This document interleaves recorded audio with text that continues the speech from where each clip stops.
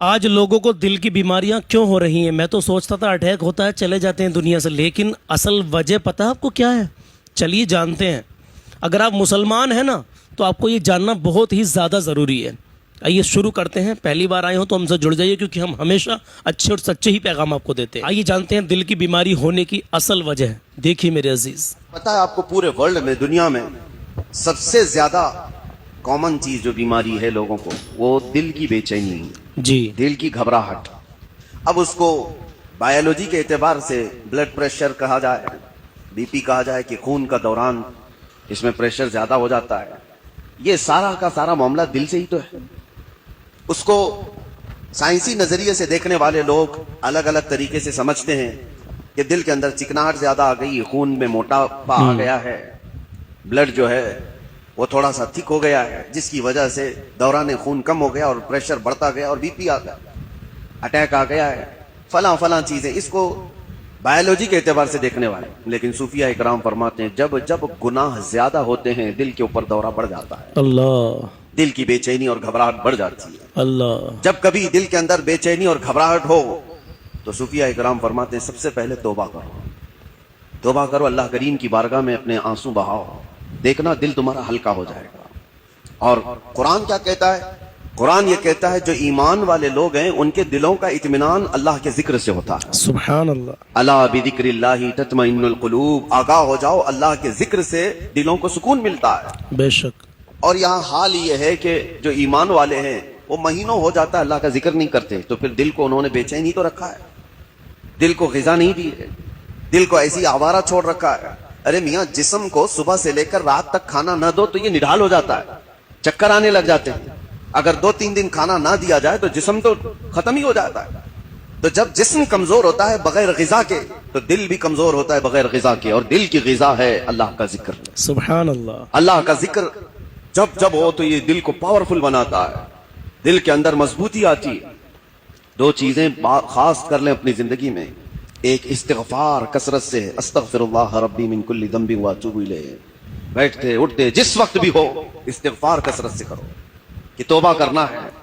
نہ جانے ہماری آنکھیں ابھی کیا کر کے آئی ہیں، پتہ نہیں ہمارے ہاتھوں نے کیا کر دیا، ہماری زبان نے کیا کیا، دن بھر کی خطائیں یہ بڑھتی چلی جاتی ہیں۔ اور ایک حدیث یہ بھی ہے کہ جب انسان پیدا ہوتا ہے نا تو اس کا دل بالکل صاف شفاف آئینے کی طرح ہوتا ہے، صاف شفاف ہوتا ہے آئینے کی طرح۔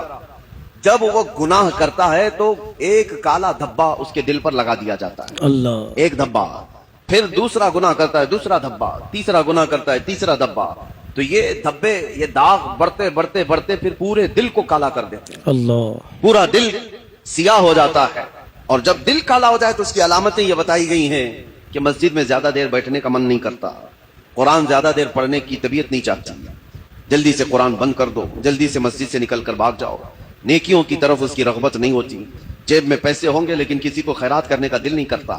تو یہ دل کے کالے ہونے کی علامات ہیں، سیاہ ہونے کی علامات ہیں۔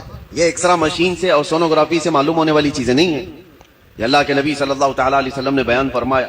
اب اس کے علاج کی طرف ہمیں توجہ دینی ہے۔ آج دنیا نے ہمارے دلوں کو اپنے رنگین گناہوں سے سیاہ کر ہی دیا ہے۔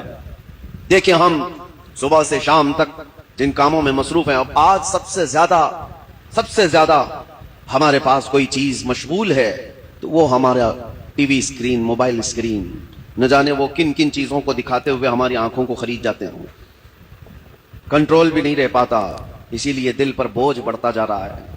جس کو آپ ٹینشن کہتے ہیں، جس کو آپ لوگ ڈپریشن کہہ رہے ہیں، یہ صرف حادثات کا یا پھر دنیاوی کسی خسارے کا ٹینشن نہیں ہے، یہ دل کا سیاہ پن دماغ پر بوجھ بنا دیتا ہے۔ میرے عزیز کچھ سمجھے آپ لوگ، دل کو سکون اللہ کے ذکر سے ملتا ہے، تو اللہ اور اس کے رسول کا ذکر کریں میرے عزیز، انشاءاللہ عز و جل آپ کے دلوں کو سکون ملے گا۔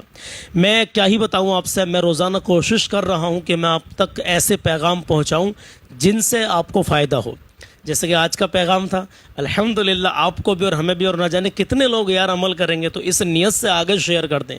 زیادہ لوگوں کو نہیں کر سکتے تو کم سے کم پنجتن پاک کی محبت میں 5 لوگوں کو شیئر کر دیں، نہ جانے کس کس کے دل میں اتر جائے گی بات، نہ جانے کتنے لوگ گناہوں سے توبہ کر لیں گے اور اللہ اور اس کے رسول کے ذکر سے اپنے دل کو پاک کریں گے انشاءاللہ تعالی۔ اپنی صحت کا بھی خیال رکھیں، تو ذکر کے ساتھ ساتھ روحانیت کے ساتھ ساتھ دنیاوی معاملات ہیں تو صحت کا بھی خیال رکھنا ضروری ہے میرے عزیز۔ وہ ایسے رکھنا ہے کہ ہمیں یہ دیکھنا کہ ہم کون کون سی چیزیں ہمیں نقصان دے رہی ہیں ان کو نہیں کھانا ہے، جو فائدہ مند چیزیں ہیں ان کو کھانا ہے میرے عزیز۔ تو یہ ہے کہ صحت کا بھی بھرپور آپ لوگ خیال رکھیں، کیونکہ احتیاط بھی بہت زیادہ ضروری ہے۔ انشاءاللہ مجھے امید ہے کہ آپ جب اللہ اور اس کے رسول کا ذکر کریں گے تو آپ تمام طرح کی بیماریوں سے محفوظ رہیں گے۔ کامنٹ میں اپنا مشورہ ضرور پیش کرنا، کامنٹ میں لکھنا کہ آپ ہمیں کہاں سے دیکھ رہے ہیں، بتانا کہ اپنے گاؤں کا نام بتانا، اپنا نام بتانا، نہیں تو اپنے گاؤں کا یا شہر کا نام ضرور بتانا کہ آپ ہمیں کہاں سے دیکھ رہے ہیں، اور اس ویڈیو کو اللہ کی رضا کے لیے آگے شیئر کریں، نہ جانے کس کس کے دل میں اتر جائے بات۔